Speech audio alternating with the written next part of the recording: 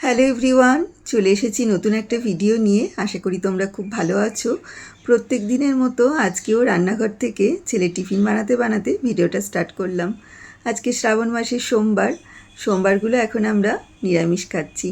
ছেলেকে আজকে একদম সিম্পল টিফিন দিচ্ছি, আলু ভাজা আর রুটি। আলু ভাজা রুটিও খুব ভালোবাসে, কিন্তু যদি আলু ভাজাটা ডিম আলু ভাজা হয় সেটা ওর ভীষণ প্রিয়। কিন্তু আজকে তো আর ডিম আলু ভাজা দিতে পারছি না। তো এখানে আমি ওই টিফিনটা গুছিয়ে দিচ্ছি, আলু ভাজা, রুটি আর দুটো খেজুর দিয়েছি। টিফিনটা গোছানো হয়ে গেলে আমার মনে হয় যেন একটা বড় কাজ হলো। ওদিকে ছেলে রেডি হচ্ছে, আর 2-4 মিনিটের মধ্যেই ওর গাড়ি চলে আসবে।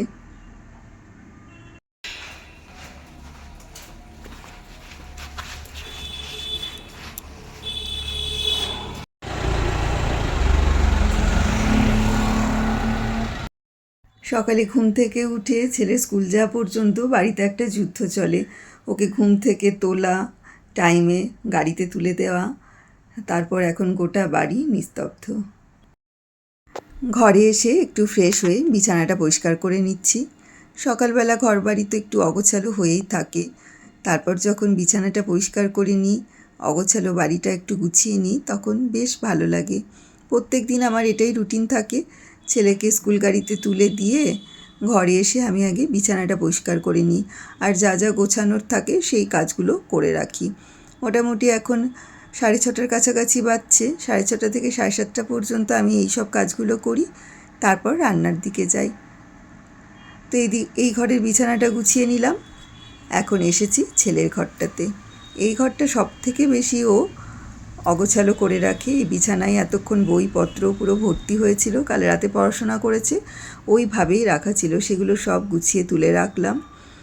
এই যে হাতে দড়িটা দেখছো, এটা আমার এখন খুব কাজের জিনিস হয়েছে। এই বর্ষাকালে এটা আমার খুব কাজে দেয়। এই ঘরটায় যেহেতু কেউ ঘুমায় না, সেই কারণে রাত্রেবেলা আমি কি করি, যেদিন জামা কাপড় ভালো করে শোকাই না, এই ঘরটাতে মেলে দিই, তারপর সকালবেলা আবার সব তুলে নিই। কালকে ওয়েদারটা ভীষণ খারাপ ছিল, বৃষ্টি পড়ছিল, জামা কাপড় ঠিকঠাক শোকায়নি। আর আমাদের এই ফ্ল্যাটে তো জামা কাপড় শোকানো বর্ষাকালে একটা ভীষণ টেনশান, চাপের ব্যাপার। তো যাই হোক, ছেলের ঘরটা সুন্দর করে আগে গুছিয়ে দেব, তারপর আমি চলে যাব রান্নাঘরে। আজকে তো পুরো নিরামিষ রান্নাবান্না করব। নিরামিষ রান্না মানে আমার পোস্তটাই বেশি ভালো লাগে খেতে। তো আজকেও ভেবেছি একটু পোস্তই রান্না করব। আর আমার শুধু পোস্তর থেকেও পটল আলু পোস্ত খেতে ভীষণ ভালো লাগে। তো ভেবেছি আজকে পটল আলু দিয়ে একদম শুকনো শুকনো করে একটা পোস্ত রান্না করব। তো দেখো, আমার এই ঘরের বিছানাটাও গোছানো হয়ে গেল।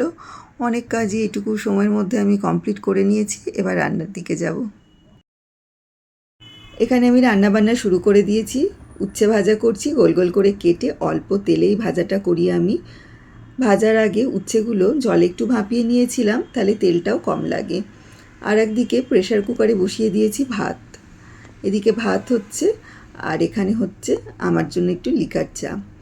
নিরামিষ মানেই দেখবে ভাজাভুজি একটু কিন্তু করতেই হয়। অল্প একটু ফুলকপি ছিল, সেটাই আলু দিয়ে ভাজা করে নিচ্ছি। এখনকার ফুলকপি তো তরকারি একদমই ভালো লাগে না।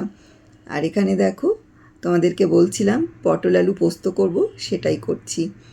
পটল আলু পোস্ত একটু ঝালঝাল করে করলে না খেতে ভীষণ ভালো লাগে। শুধু আলুর থেকে আমার আলু পটল পোস্তটাই খুব ভালো লাগে।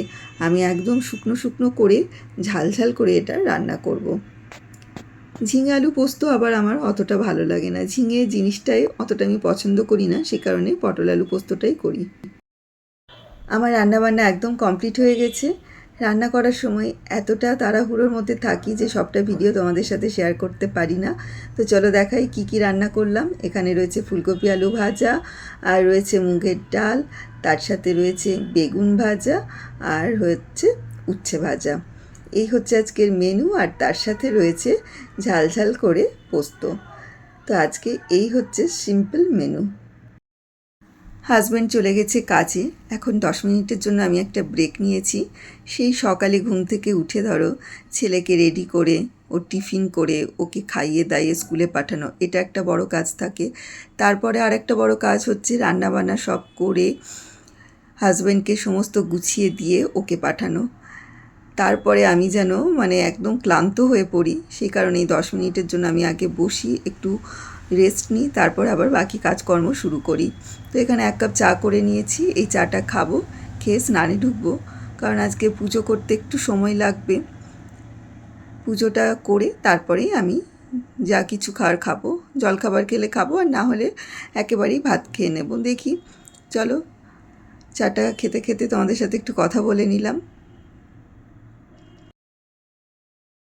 স্নান হয়ে গেছে, এখন যাব প্রথমে নিচে ফুল তুলতে। এই বর্ষাকালে না আমার গাছগুলোতে ভোরে ভোরে ফুল হচ্ছে। জবা গাছটাতে তো প্রত্যেক দিন 5টা 6টা করে ফুল হয়, আর জবা ফুলটা এত সুন্দর দেখতে, লাল রঙটা এত সুন্দর, মানে দেখলেই তোমার মনটা ভালো হয়ে যাবে। আর টগর ফুল তো প্রচুর হয়, প্রত্যেক দিন বাজার যাওয়া ধরো সম্ভব হয় না, বাড়িতে যদি অল্প করে একটু হলেও ফুল পাওয়া যায় না, আর সেই ফুল দিয়ে ভগবানের পুজো করা হয়, তাহলে দেখবে মনটাও ভালো লাগে, ঠাকুর ঘরটাও খুব সুন্দর লাগে। এই দেখো কত ফুল পেয়েছি, অনেক টগর ফুল রয়েছে, অপরাজিতা ফুল রয়েছে, জবা ফুল রয়েছে। আমাদের এখানে আকন্দ ফুলেরও একটা গাছ আছে, কিন্তু গাছটা না বেশ বড় হয়ে গেছে, অনেক ফুলও ফুটেছিল, কিন্তু আমি কিছুতেই হাত পাচ্ছিলাম না। অনেক চেষ্টা করলাম, একটা লাঠি থাকলে বোধহয় ভালো হতো, বাবাকে আজকে একটু আকন্দ ফুল দিয়ে পুজো করতে পারলে ভালো হতো, কিন্তু এত উঁচুতে গাছের ডালটা যে আমি একা কিছুতেই পারছিলাম না। তো যাই হোক, অপরাজিতা ফুল দিয়েই বাবাকে পুজো করেছি। তো আমার পুজো কমপ্লিট হয়ে গেছে, খুব ভালোভাবে আজকে পুজোটা করতে পারলাম।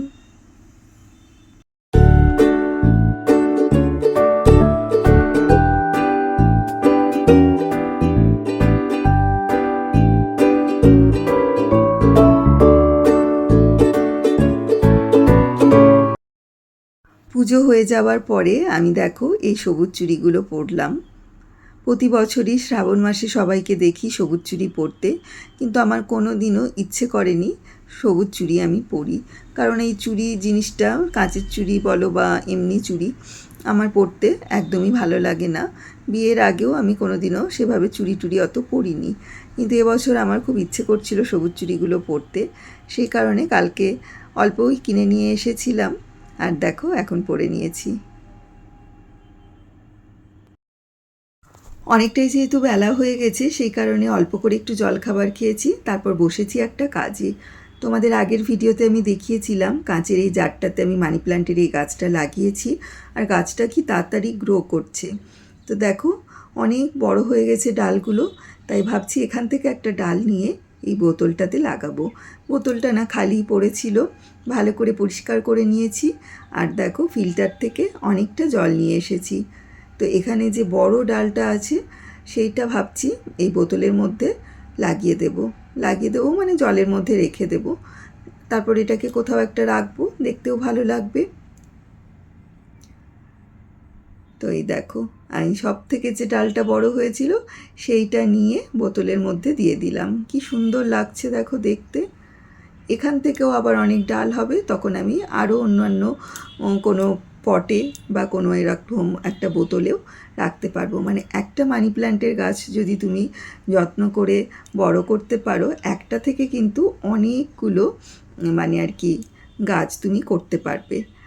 তো এই বোতলটা আমার ছেলে বলেছে, মা পরে আমাকে এটা দিও, আমি এটাতে সুন্দর করে আর কি রং করে দেব। তো পরে আগে দেব ওকে। আর এখানে দেখো, এখানে এই ডালগুলো থাকলো, তো এবার ভালো লাগছে।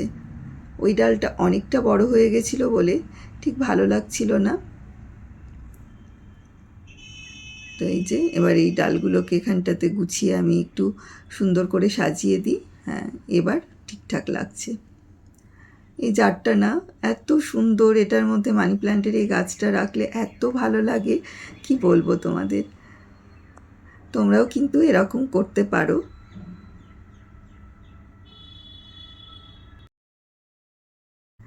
ছেলে স্কুল থেকে চলে এসেছে, এখন বাজছে 3:20 মতো। আমরা দুজনা বসেছি এখন লাঞ্চ করতে। অনেকটাই বেলা হয়ে যায় ও আসতে, আমারও খেতে অনেকটাই দেরি হয়ে যায়, কিন্তু একা একা খেতে যেহেতু একদম ভালো লাগে না, সে কারণে ওয়েট করি ওর জন্য, ও আসলে তারপরেই একসাথে খাই। আর সারা দিনে স্কুলে কি হলো সেইগুলো ওকে জিজ্ঞাসা করি, সেই গল্প করতে করতেই আমরা এখন দুজনে মিলে খাচ্ছি। বেশ কয়েকদিন হলো এই বাতাবি লেবুটা কিনে নিয়ে এসেছে, কিন্তু কাটার ঝামেলার জন্য খাওয়াই হচ্ছে না। ভাত খাওয়ার পর ভাবলাম আজকে এটা কেটেই ফেলি, কাটা হলে ঠিক খাওয়া হয়ে যাবে। তো ভেতরটা দেখো, খুব একটা লাল নয়, জানি না টক হবে নাকি। যদিও বাতাবি লেবু তো খুব মিষ্টি হয় না, একটু টক মিষ্টি এরকমই হয়। বাতাবি লেবু খেতে কিন্তু বেশ লাগে বলো, আর খাওয়া শরীরের জন্য খুবই খুবই ভালো। এখানে আমি অর্ধেকটা ছাড়িয়ে নিয়েছি আর অর্ধেকটা রেখে দিয়েছি, কালকে খাবো, কারণ পুরোটা আমার আর ছেলের পক্ষে এখন খাওয়া সম্ভব না, আর ওর বাবাও বাড়িতে নেই। ছেলেকে তো জোর করে ফল খাওয়াতে হয়, একমাত্র আম আর পেয়ারা ছাড়া কোনো ফলই ভালোবেসে খায় না, ওই জোর করে করেই খাওয়াতে হয়। এর মধ্যে এখন একটু গোলমরিচ, একটু চিনি, একটু নুন দিয়ে মাখবো। চলো বন্ধুরা, ভিডিওটাও এখানে শেষ করছি। তোমরা সবাই খুব ভালো থেকো, আবার চলে আসবো নতুন একটা ভিডিও নিয়ে। টাটা।